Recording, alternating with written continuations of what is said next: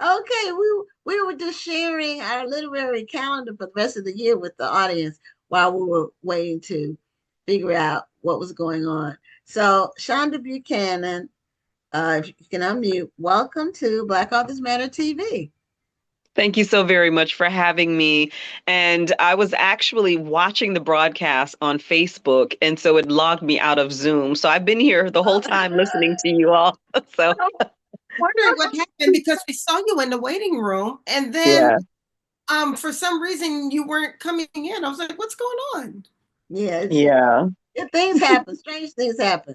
yeah. Um, because let's see, a couple of weeks ago, my computer did a hard restart, like less than an hour before the award show. Yes, I remember that. And we were late.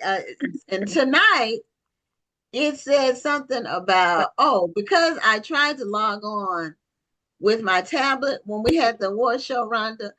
I logged on with my tablet trying to make that work and it didn't work. Well, this time tonight, Zoom told me I had to verify the other device. So I had to go run and get my tablet to make sure, these softwares, they do different things. They're always Technology. updating and updating and messing us up. So anyway, your book is called The Lost Songs of Nina Simone. Do you have a copy of your book?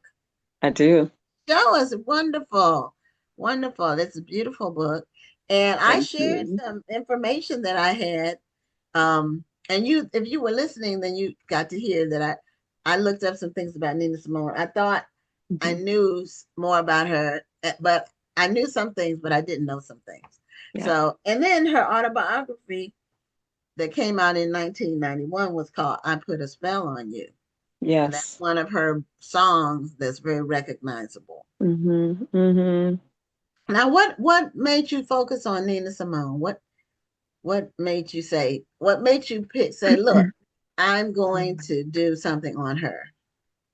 First of all, thank you for having me on this show. I'm so excited. You all have no idea. So thank you very much.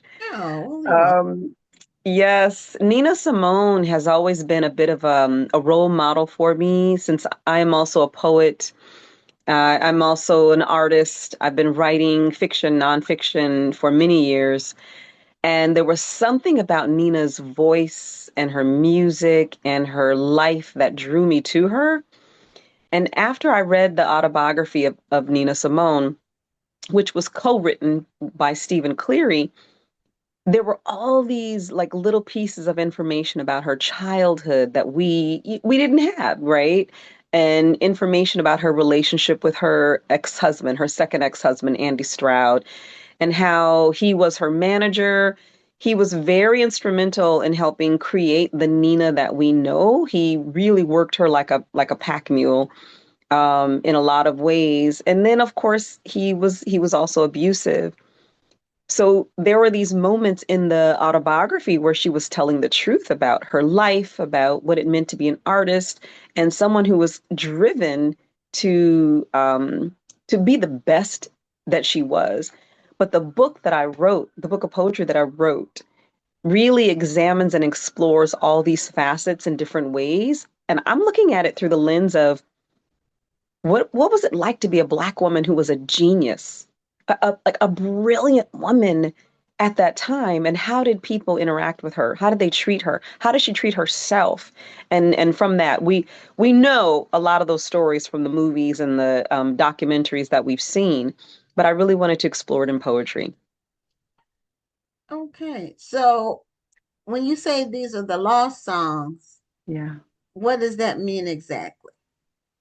Those, in my mind, these poems are the things that she never said. Some of the poems are persona poems, some of the in her voice, first person. Some of the poems are in third person, so it's me, the poet, kind of narrating and giving a sense of, what I imagine her life was like. Other poems are poems in the second person.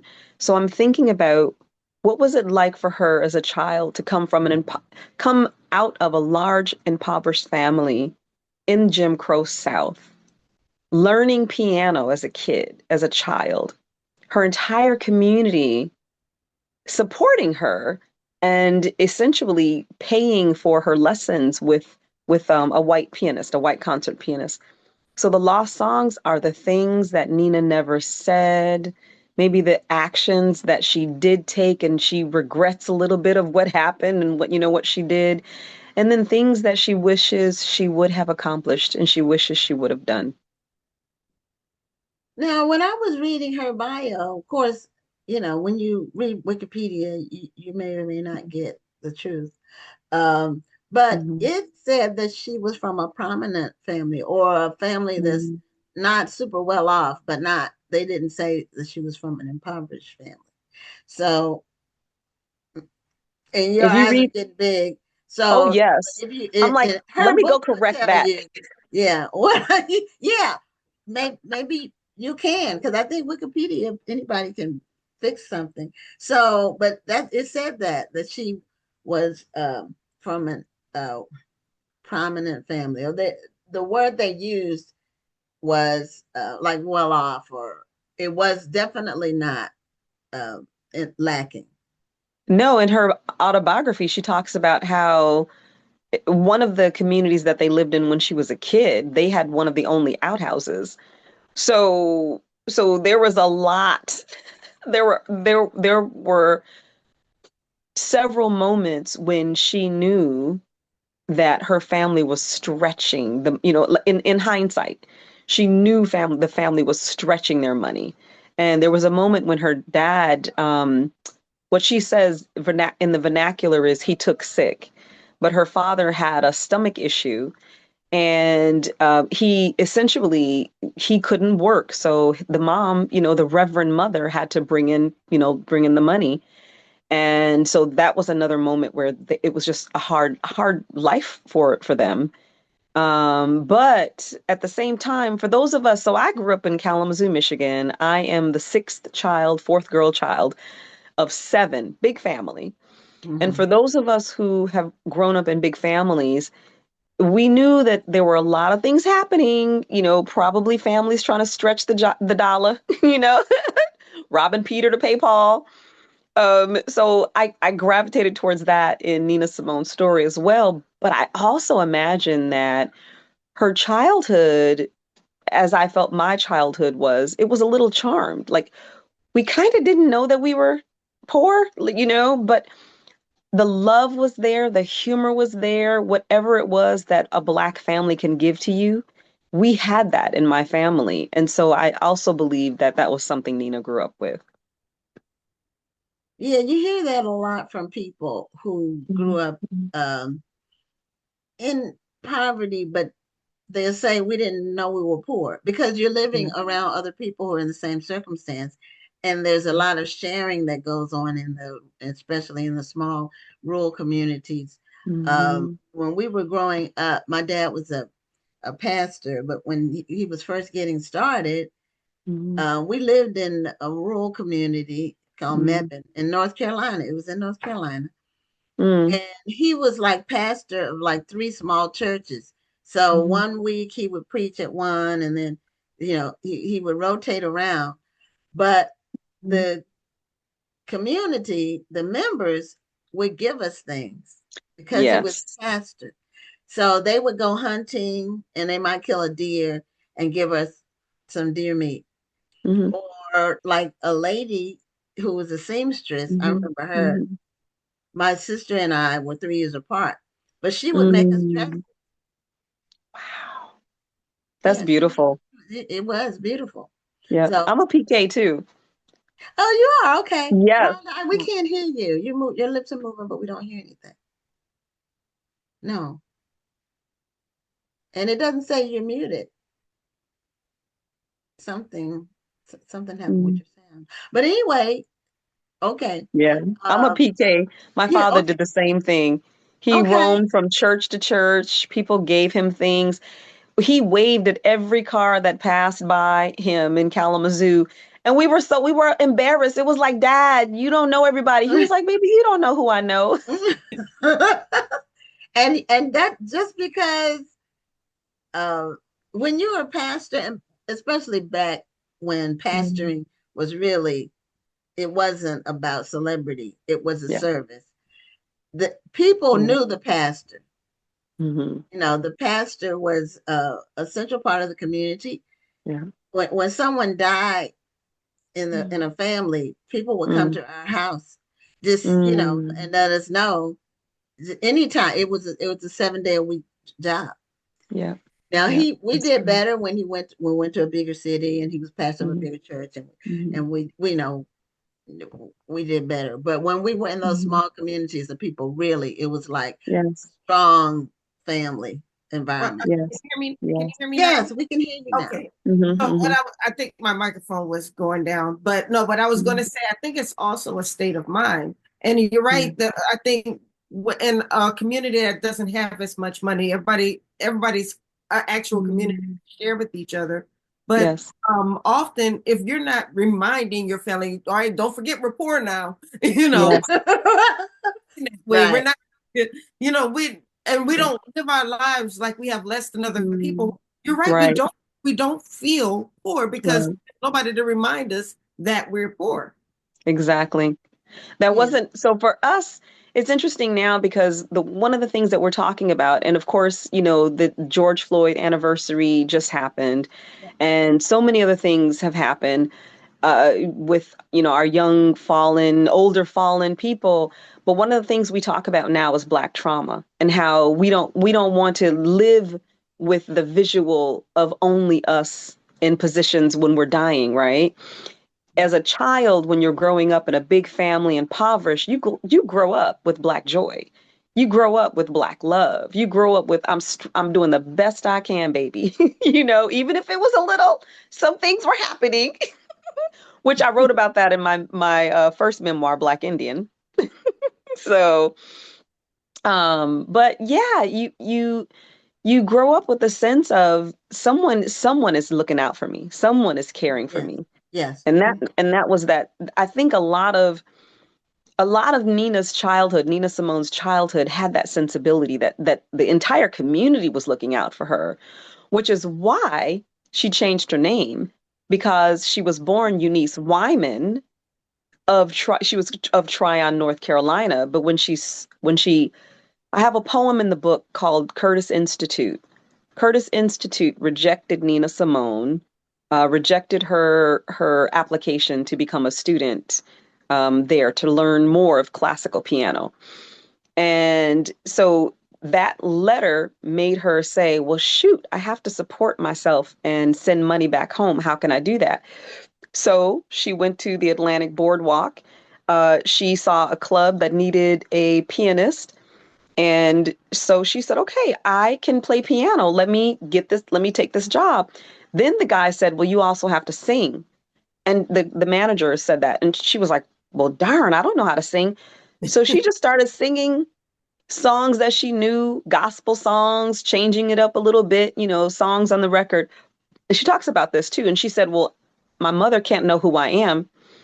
Let me change my name. And of course, Oh, that's how we got Nina Simone. Wow. okay. Okay. And that makes sense. Because the family name is important when you're in those tight knit You communities. are not Your about to family name, embarrass your mama in the streets. it follows you. Your Exactly. your family name, especially if it's an uncommon name. If Yes. it's not Jones or Smith, and my maiden name is Day, Daye, Mm-hmm. and it's not a common spelling. So like Mm-hmm. everybody knew us. Well, Everybody knew my not dad, and just everybody knew us. yeah, it's Mm-hmm. not just that. I remember when I was young, my grandmother used to say, no matter where you go, you remember you are Helen's grandchildren. Yeah, My it's true. gosh, You represent the yes. Anybody family. that see us acting up and saying, aren't you Helen's grandchild? Because you're not about Yes. to embarrass her by acting a fool, because you never know who she knows.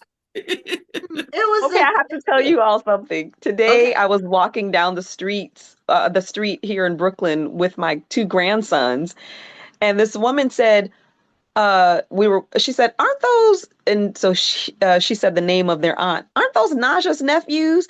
And it just brought back everything that you could not walk down the street in Kalamazoo without someone saying, what are you doing there? I know that you are Velma's child. What are Yeah. you doing? Yeah. Yeah. People look My daughter and used to get so upset because she said she couldn't walk down the street without one of my friends stopping and saying, "What you doing walking by yourself?" My Yes. mother got to the point, she goes, "I'm tired. Everywhere I go, your friends are around. I can't do nothing." Yep. That's But good. that's That's when Black you, love. yeah, it is especially when the community has high expectations for you. That's when Mhm. it really kicks in. Right, And right. so, and when I was growing up, I looked really like my dad, like Mhm. really strongly. As I've gotten older, I'm looking more like my mom.